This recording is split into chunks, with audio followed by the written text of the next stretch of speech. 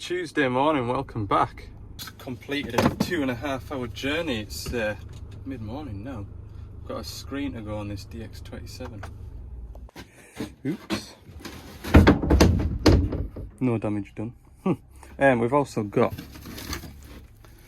some quick hitch pipes to go on it. It's got a tilty hitch and they're well, we're getting all tangled up, so I'm gonna have a go with a different idea, hopefully. See how that goes. What a panic I've just had. It has happened before where I've driven a very long distance and got to the place where I need to be and then realised that I haven't got all the parts on the van for the job that I was going to be doing, but that's the box I was looking for. It was behind me. Yeah, if you just crowd it all the way around, that is perfect. Look at that.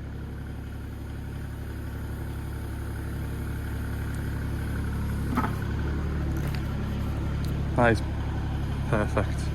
Really happy with that.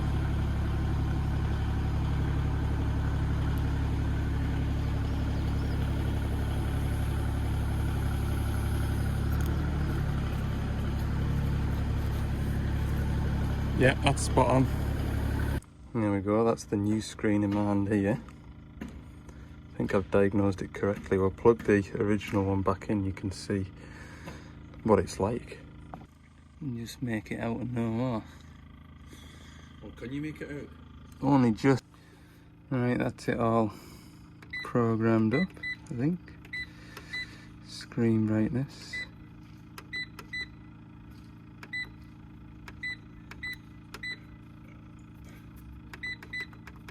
Yeah. Good.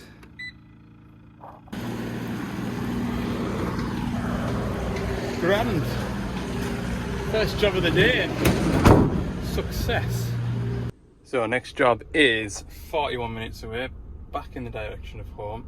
I was wanting to get that digger first, and I let the customer know when I was leaving Carlisle that I would be on my way to the machine. And that was going to be a problem because the fella wasn't with the digger, and so therefore the key fob wasn't with the digger either. So thankfully the key fob is now with the digger, so I'm gonna go and get that one now. That's what that big box in the back's for. Just some minor repairs, just a couple of rust issues, so I'm just gonna go and sort that out. Nothing major.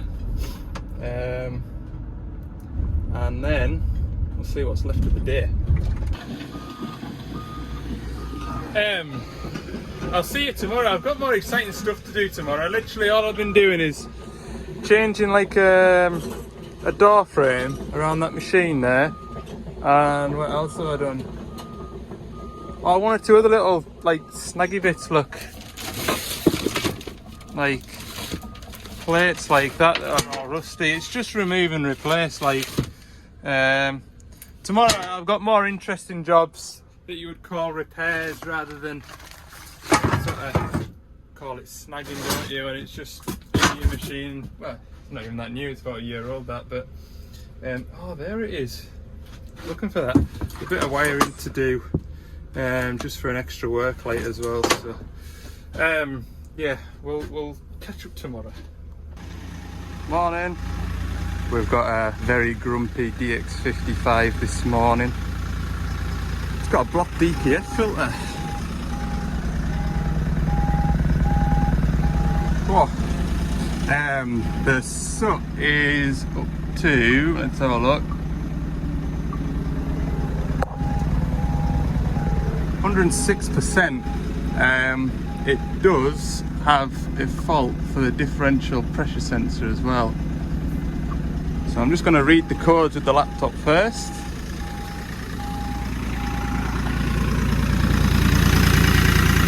Yes. We'll see what's happening or not happening. So I've got my ECU plug here. I'm just doing a continuity test with the 3 wires that go to the differential pressure sensor. So far we've got continuity, no resistance on 2 out of 3. So I just need that's pin number 1 to pin number 42. on the ECU plug. There we go, we can hear that beeping. So that is A-OK. Wiring's good, or we hope so. Again, probably could load test it, but I've got a new differential pressure sensor on the van, which I robbed off a machine in Carlisle. So we'll swap that out, do a force regen and see how it behaves. Okay, I've installed a new differential pressure sensor and should start a regen shortly. I don't know what it's waiting for. Any minute now. It says test in progress.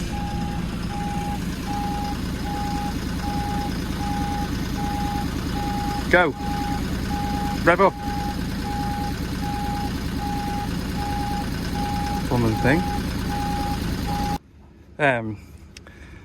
I've tried for about half an hour trying to get to go into a reading and it won't.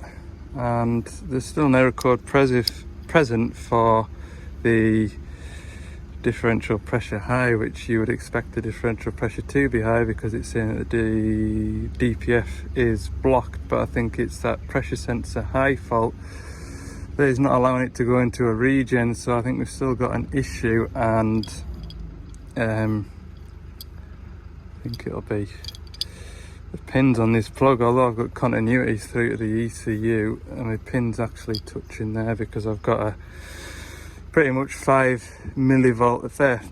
volt signal back the way, so something ain't right.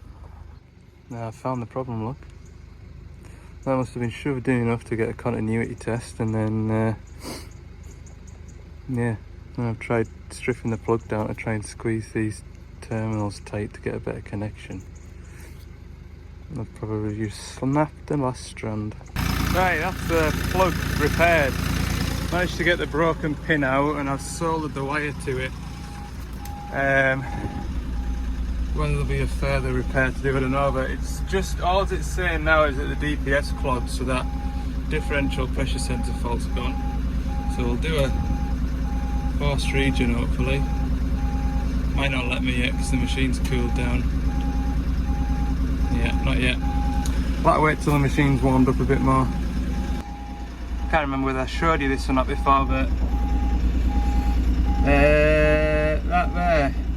that was reading the same as that.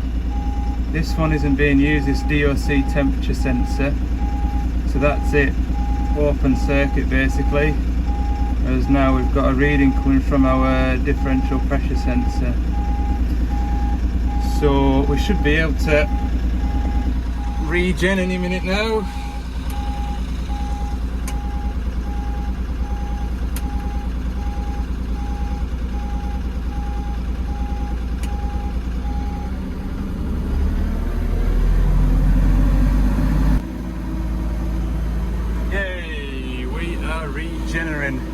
Regen. Woohoo!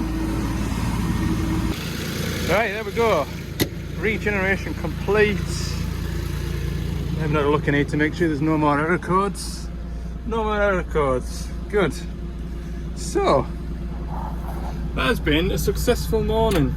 I was beginning to panic there when it wouldn't regen after I put that new differential pressure sensor on it, but it all makes sort of sense now really as to why it wouldn't do an auto regen, because it didn't know what pressure was in there, and could have been the pressure sensor but it isn't. So I've got that back in my pocket, look. So I'll put that back onto my new machine at Carlisle. Next job then, we're going to go and have a look at an old 225 for tracking problems. Right, I've just had my lunch. Just after 1 o'clock now, and I'm about a mile away from the job site where I'm heading to, and the owner of the machine has just driven past, or one of the workers, and you just feel like, I don't know, everybody has to stop for the lunch, don't they? But when somebody drives past and pips the horn and you wave and you're like, ah, it's him. You'd be like, why doesn't he just come to my machine first? Anyway, right, we'll get back on with the job. Let's go. Right, and we're back here. There's a 20-ton digger here now, look. And it's that one that I want. And I think they're pouring concrete, and it's got the concrete doodah on, so we'll see if the 140 can handle that thing. Yes, this machine has pure tracking performance. That would do it like. That side's not so bad. Well, not as bad. But we'll get it properly doctored, won't we? First job is remove the floor mat.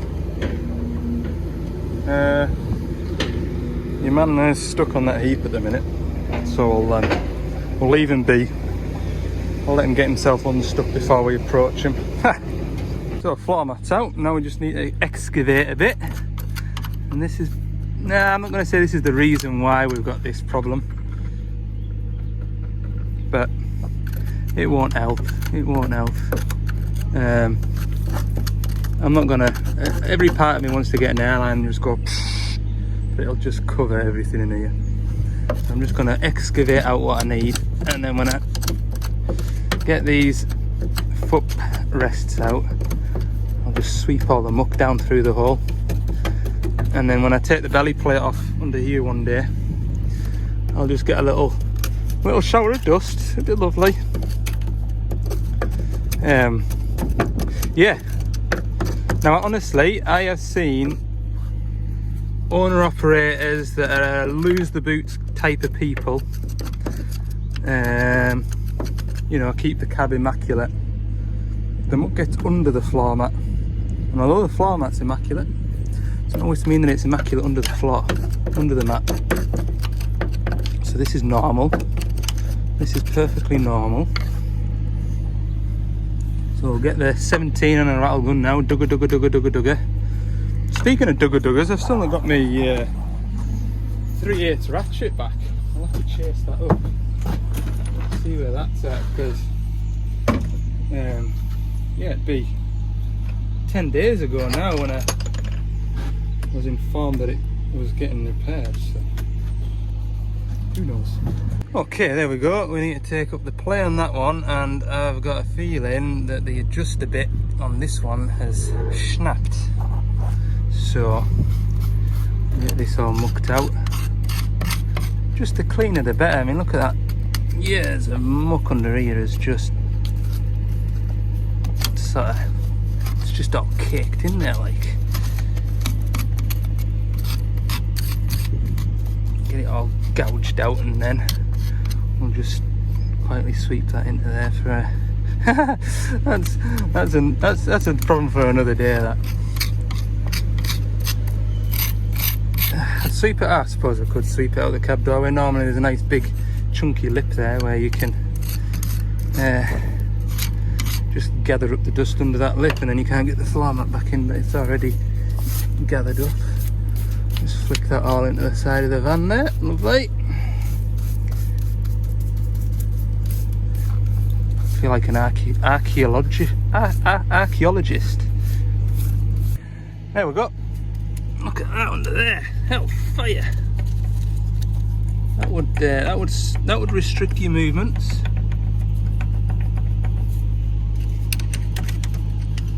I think I might just get the old air blaster in there now and just give it a shot. Once I've loosened everything up. Ah, that's better look, isn't it? Look how much movement those plungers do. Oh, hang on. I'll get a doodah. Yeah, that'll do. That's all it needs to move. From no travel speed to flat out travel speed, that's all it is. And if you've got muck built up under here, it's as simple as that. You don't achieve full travel speed. Or lack of travel power, performance. So yeah, what we'll do now is we'll just adjust these up because they're a little bit loose, like one's worse than the other. So I've sprayed these up with WD-40. The reason for that is these are not just the threaded holes that hold the levers in position. Below these are, no, you can't see now, I've filled them up with WD-40, but there's grub screws here and here, and then down on the side here you've got lock nuts there, and they what do they do, Al? They adjust, so you slacken the lock nut and turn your grub screw in the way. Now I know I've already been at this one, or someone's had the same idea as me, because what happens is these grub screws fracture and they snap. So you wind out the old grub screw, and what I've done in the past is got an M10 bolt, cut the head off it, cut a slot in it for a screwdriver. There you go, you see I've got it on the slot there, and then screwed that in and made the adjustment. So we shall readjust this. I mean, there is a bit of play there, but I'm sure it'll be serviceable. There we go. That's always going to be loose that way because this pin in here is worn, but up and down there's just ever so slight tap. Same with that one. So that's adjusted perfectly, or so you think.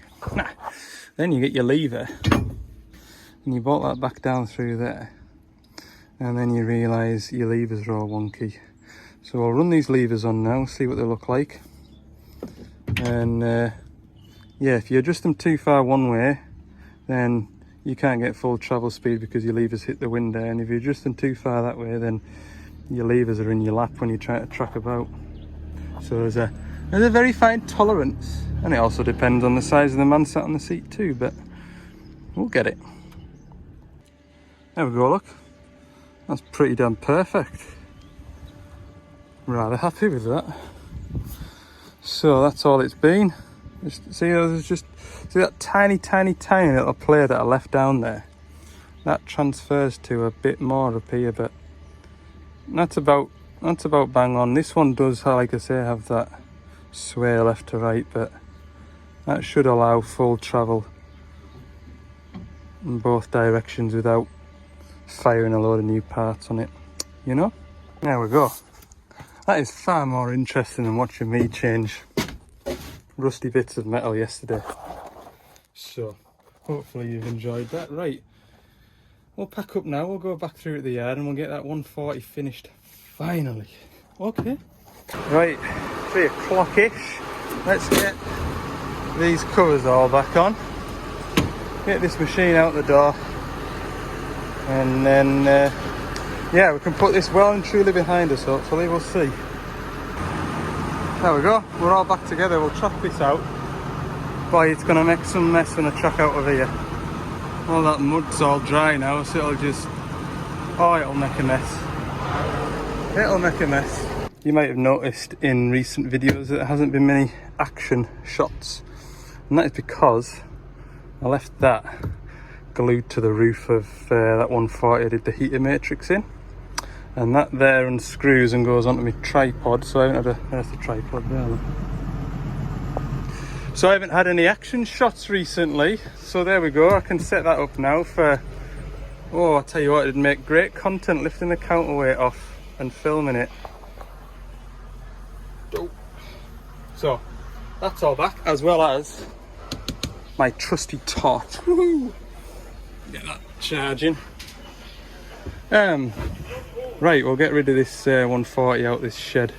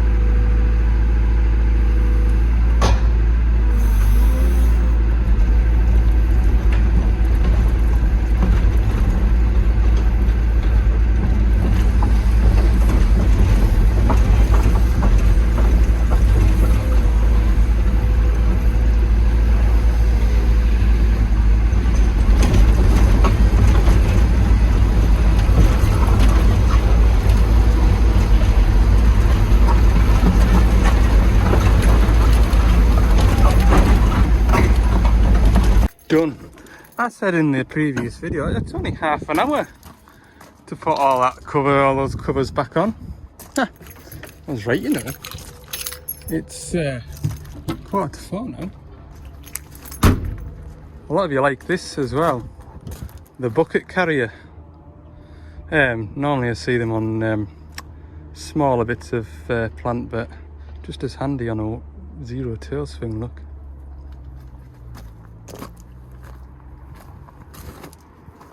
Even got a toolbox. Very nice. Right then, we'll head back up to the van, get organised for tomorrow. Paperwork. Oh, I need to sweep the workshop. That'd be a cruel trick to play. Thanks for letting us come in your nice warm workshop, but I am off now. See you later. Guys, I'm just sweeping up, and some of you have asked what happens to the waste oil. It goes into that wagon there. Collect it in that container over there. And these lot come and take it away, and I was having a crack to the driver, and he says that it gets re-refined. So all the carbon gets taken out of it, and magic happens, and it's reused. I always thought it just got burnt or something like that, but it does actually get reused. So there you go. Well, that's a workshop tidied. Last job of the day. I want to, like, I do, but I've got a lot of job cards to write up. It is 4:30, but I'm going to do that. I've got an urgent job to go to tomorrow. Urgent. So, get parts organised for that, do a bit of paperwork, go home, see you bright and early in the morning. Hope you've enjoyed this video. If you have, click that like button, please. Thank you.